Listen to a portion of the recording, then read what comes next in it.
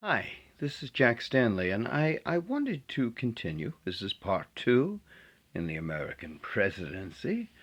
I wanted to talk about some of these people, and of course, I wanted to continue and finish off with John Adams. As I have said, that John Adams was phenomenal.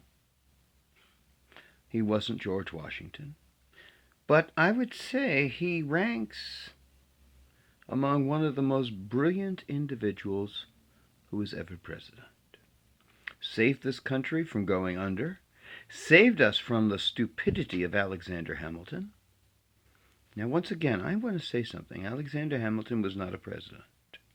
He was our first Secretary of the Treasury, one of the authors of the Federalist Papers. Brilliant man. He never knew when to shut up, though. And he also had a lot of personality issues. But one of the things about Hamilton was he wasn't always working with a full deck. He was brilliant, but at times he was just damn insane. And Adams understood that. And he and Adams went to war many, many times. Well, what can I say? Hamilton had a great deal to do with the destruction of John Adams' presidency. The other person that would destroy Adams was his own vice president, Thomas Jefferson. He would become our third president, but before we even get there, let's talk about this character called Thomas Jefferson.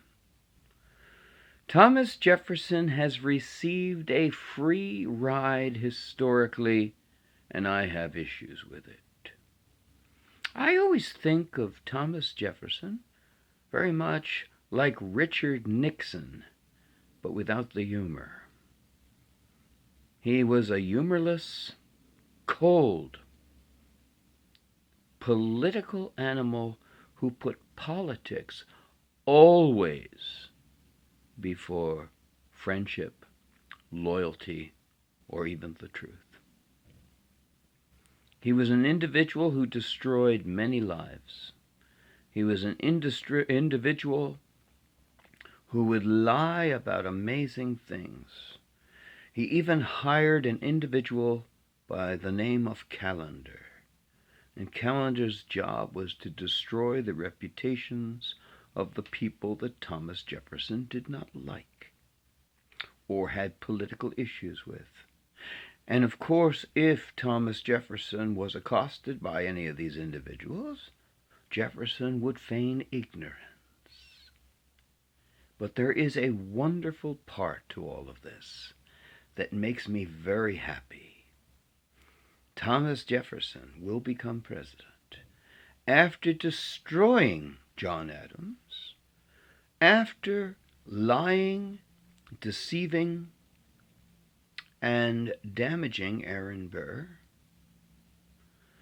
Callender, his attack dog, wanted a raise. Jefferson wouldn't give it to him. And so Callender went after Jefferson.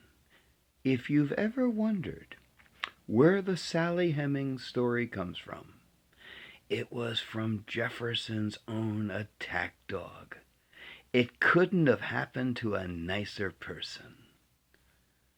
Thomas Jefferson, that nasty SOB in many respects, got bit right in the butt by his own attack dog. Couldn't happen to a better person. Now, let's talk about Thomas Jefferson. Brilliant individual, well educated, did not have integrity. I think John Adams put it best. He said that Thomas Jefferson has many attributes, but one of them is not integrity, which is very true. Jefferson would do terrible things to the people he disagreed with. He did his best to destroy John Adams, and he was successful. He did his best to damage Alexander Hamilton, fared rather well. And he did his best to destroy Aaron Burr, who was his vice president. You see, when the vice president and president would assume office, how would they assume office? This would change right after the Jefferson administration because of the horror of the Adams administration, where you had John Adams as president and Thomas Jefferson as vice president, and they did not agree on anything. And meanwhile, the vice president worked to destroy the president. This is a cancer from within. So, on the election of 1800, the most remarkable thing happened. John Adams, of course, was running as a Federalist. Thomas Jefferson was running as a Republican. Republican means something very different in 1800 than it would 150 some odd years later. Also running was Aaron Burr of New York. Burr is a brilliant guy. He doesn't get any of the credit he deserves. He was so damaged by Alexander Hamilton, who was so busy destroying people. And he was so damaged by Thomas Jefferson, who was so busy destroying people. But I want to tell you something. Aaron Burr always was able to defeat Alexander Hamilton. Hamilton was a nasty snake in the grass. And Hamilton and Burr wasn't far behind. Neither one was a nice guy, okay? Politics does not bring nice people to the playing field, okay? You have to have some sense of ruthlessness to be a politician. But I will tell you that Alexander Hamilton wanted to deal with the rich. He was somewhat into monarchy to a degree. He always wanted to surround himself with the wealthy. And Burr would always say, what about the common man? Hamilton more or less said, to hell with the common man. And Hamilton created the Bank of New York, which basically was dealing with the wealthy. And the charter made it very difficult for anyone else to have a bank in New York. But Aaron Burr was much smarter than Hamilton. And he got a charter for the Manhattan Water Company. And of course, this would become the Manhattan Bank, which would help the poor. Now, also, it was a rudimentary water system as well, which just went through. It was just to defeat Hamilton. But also, you have to remember that Burr was the creator of a first anti-slavery society in New York City. He pushed for the education of women. Basically created what would become Tammany Hall to help the poor. Created the bank to help the common man. Pretty good guy.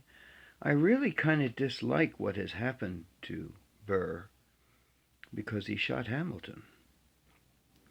And Hamilton was not a very good person in many respects. He also had numerous affairs, and I'm not going to blame anyone for having numerous affairs, but it got pretty bad where it basically destroyed his career. It got so much so that Martha Washington, whenever she would see a tomcat go by, she would call it Alexander Hamilton. So that's the individual that would pretty much destroy Burr. Eventually, Burr and Hamilton would have a duel. Hamilton would die, and Burr would die politically. Pity. I would have liked to have seen Burr as a president. He was far better than most of the others around him. But getting back to Thomas Jefferson, they have a tie. And so Burr more or less says, "Sir, you're older than I. I will let you go first, and I'll follow." Jefferson does his damnedest to destroy Burr. You got to remember also that he sends Burr on a fact-finding mission going west and then tries to accuse Burr of treason. By the way, that whole trial was not through the auspices of the federal government. It was through the White House. It was a personal attack. It did the job. It destroyed Burr completely. That's the way Thomas Jefferson was. He was a brilliant man, but he was a vicious, backbiting bastard. He also gave us great things. The Louisiana Purchase, which was made possible through the efforts of John Adams. He also did a number of things that are really great for this country. He also did a lot of things that were very stupid. But of course he did say something that was very, very important. His Secretary of State was James Madison, who was also his attack dog as well. He received a letter from a religious group that was being persecuted by another religious group, and they wanted the help of the federal government. And Jefferson, after consultation with Madison, wrote back that there is a separation between church and state. Thank goodness for that. I think it's one of the greatest things Jefferson ever did. Of course, the Louisiana Purchase was incredible. We bought it from France, from Napoleon, who had acquired it from Spain after battles. It was inexpensive. He sent Lewis and Clark out to do research and study. Those are the great things about Thomas Jefferson. Of course, he had very different views than the Federalists because there was a turnover of power. If you think about it, Jefferson becomes president. But Jefferson becomes president from a Federalist to a Republican. And there was no war, no battle. There was some ugliness, yes. You had the battle over the Supreme Court Justice. Marshall became Chief Justice because John Adams nominated him a month before the end of his presidency. Marshall was Jefferson's cousin. They hated each other. But Marshall would become part of the administration. And Jefferson, of course, would serve 2 terms, ending in 1809.